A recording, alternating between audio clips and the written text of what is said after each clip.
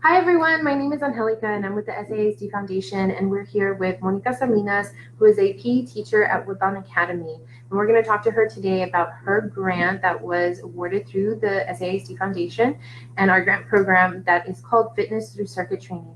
So Monica, could you please tell me a little bit about your grant and why you had the idea to implement it here? Yeah, so when I first entered the gym, this is my third year as a PE teacher here at Woodlawn Academy, I was just thinking about what's something that's new and different, innovative that our kids haven't seen. And something that came to mind was something that's been trending for a little while, which is more of wellness and like lifetime fitness. So we just kind of came up with this idea to teach our kids about what circuit training is and what circuit training looks like and how to implement it.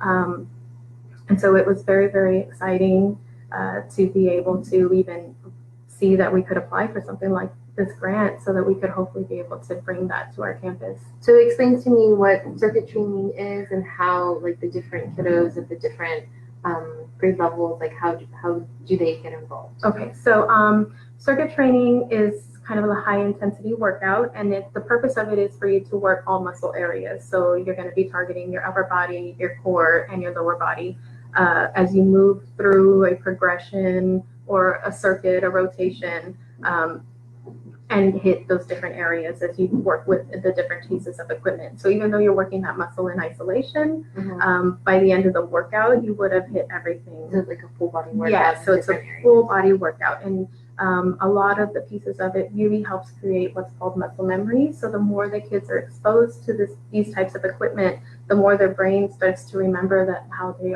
automatically are supposed to, place their hands or how their feet are supposed to be positioned for proper form. Yes, and so form is something that we work on all the time with our kids in making sure that they know what it's going to look like, they practice it, and then they can teach others how to do it as well. And you mentioned something about MVP. What does that mean? Yes, so MBPA is moderate to vigorous physical activity. And the goal is for somebody to be getting about 60 minutes of that every single day. Now, our kids come to us for a 50-minute class, so we're cut a little bit short of that. But we also recognize that this might be the only time that our kids in that day, kind of activity. Yes, are getting that physical activity for that day. A lot of our kiddos, they play in other outside activities. We've got cheerleaders, we've got dance students, but they're getting that also. But for our kiddos who might only have that chance in PE, we want to make sure that they are getting their heart rate up for as many minutes of that class as they can. Yes. So what are the ages that you see within the classes that you teach? So here at Woodlawn, we teach all grade levels. We teach kinder through 8th. We see all of our kids every single day. Our kinder through 5th grade are students that really, really access the equipment the most. And we do bring it into our middle school component with a mini unit, so they get some exposure to what it's going to look like. But our younger kiddos, our K through 5, they'll use the equipment every single week. And what is the girl camp? So what I did this past summer is, we all know that we always have like the summer slump, right? We might be getting a little less activity. So for the 2 to 3 weeks that we had right before school started, I sent out, messages out and got connected to our students and to our girls, my incoming 7th and 8th grade girls, and I invited them to a camp.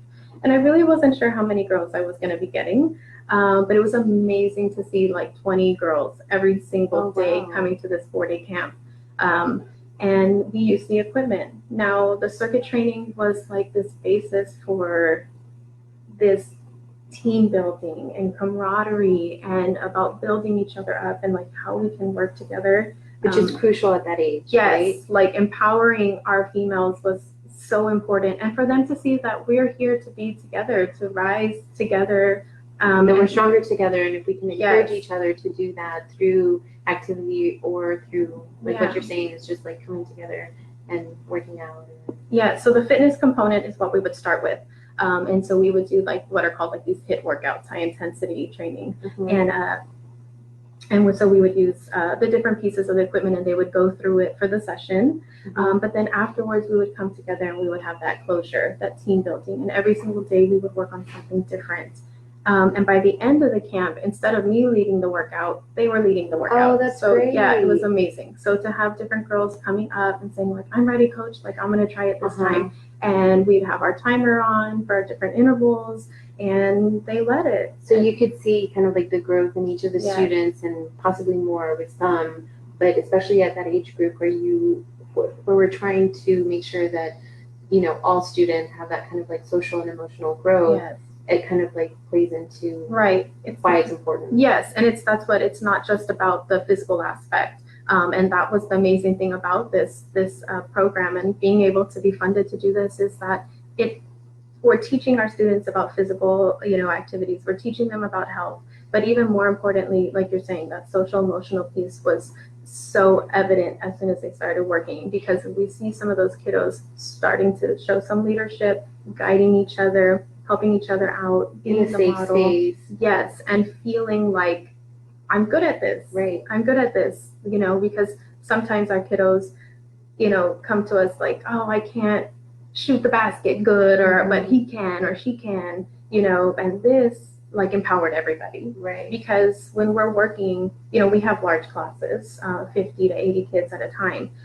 So this program allows us to make sure that all of our kids are working at the same time. Very cool. And yes, that's like my favorite part, is seeing them, you know, and then they have the form and like, this coach, and it's like, yes, you got it, you know, keep working. This week, we were doing what's called the Russian twist. So like you're trying to lift your legs up, and and myself and one of the other students, we were like facing each other, because we do it with them to make sure that they see like this is important, and we're providing that constant modeling.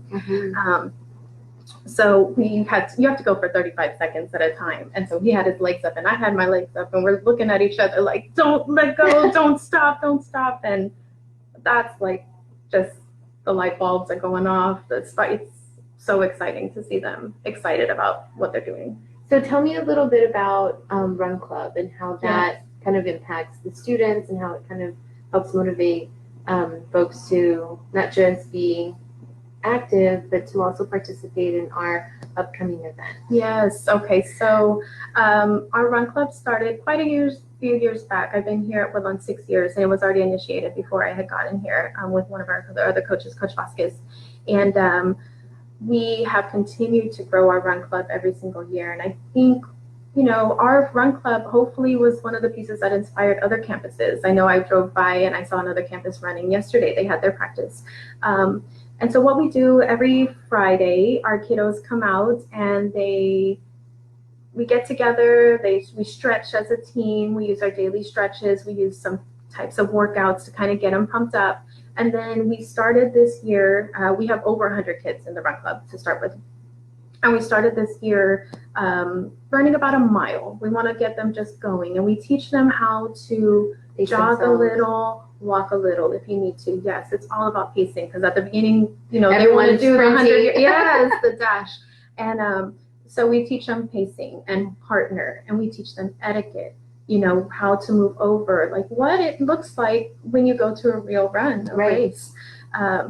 So we start with working around our campus, and then we add 1.5, and then we hit to 2, and now we run actually into the community, and we have our parent volunteers who help us, and our teachers and staff that help us being at the corners and stopping and making sure traffic so that our kids pass. And it's awesome to see like random people in their trucks, yes, and like, yeah, you know, good job, yes. I'm like, thank you, you know. And we so like this past week, last Friday, we did about 2.2 miles, and you know, I stand at one corner, just give me your high five, because that's like that little extra motivation, like I'm gonna make it back the second half. Right. And so it's a great thing, and the kids come willingly, you know, on their own on a Friday to just get a little bit extra. Right. And so that the Run Club really has transferred to us having a great turnout every single year at the 5K. Like our Run Club kids and the rest of our campus really looks forward from like, we start school and it's September and they're already asking about when's the 5K or when are we getting our papers? That's awesome. Yes. When does Run Club start? When does Run Club start? So, you know, we start our Run Club in October and we run all the way through the 5K. And then we kind of have a closure with our kiddos and a little celebration just to award them. You know, our kids run marathons if you add up all their mileage over the course of the school year. And if we can't have the Run Club, you know, due to whether, like, say tomorrow we'll probably be bringing out the circuit, because that again is going to get their heart rate up and give them some, cardiorespiratory, work that gets So your them grant working. really touches almost every kid, Oh yes. every student within the Yes. school. Yes. And so tell me, Monica, would you be able to touch maybe or like impact the students in the way that you have had it not been for the support of the foundation? No way. No way. No way. And here at Woodlawn, Coach Vasquez and myself are just huge supporters of the SAISD Foundation. We truly appreciate everything you guys do for us.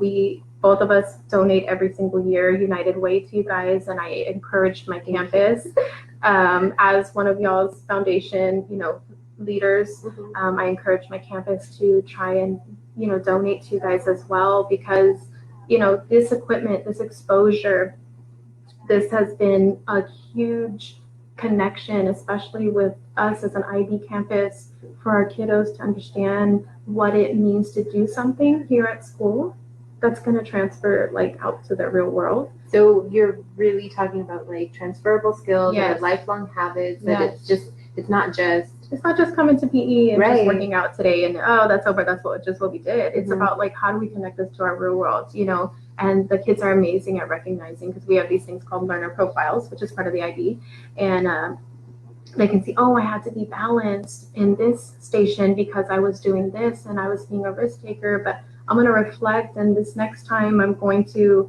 try to go to the next level, because they can Right. choose from different types of, Mhm. ability level. So this would not have been possible without the foundation. I mean, I'm already ready to go apply for another grant. Yes, so I'll be at Epic Saturday. Awesome. Well, I mean, Monica, thank you so much for your time. And Monica is a true testament to why it's important for teachers and educators within the district to become part of our SAISD Foundation family and really truly give back in a way that's impactful to Yes. students and the community, it seems. So if you have any interest in applying for a SAISD Foundation grant and you are an employee of the district, visit SAISDFoundation.com and click on apply for grants for all of the information about workshops and how to apply for this next grant cycle, which our deadline is March, at the end of March, I believe, which we'll share in the comments later. So thank you again, Monica, for your time. And this is a weekly video series, so catch us next week and we'll see you soon. Thank you.